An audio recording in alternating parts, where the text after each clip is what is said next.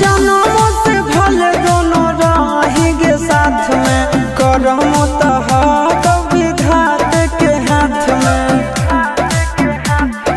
कन्हैया से मिल जाते हमारा तो मंगल तियल कान के है याद सोना, मंगल तियल कान के। जोड़ी है बनावल भगवान के, दोष न है इंसान के है याद सोना, दोष न है भगवान के। जोड़ी है बनावल भगवान के, दोष न है इंसान के है याद सोना, दोष न है इंसान के।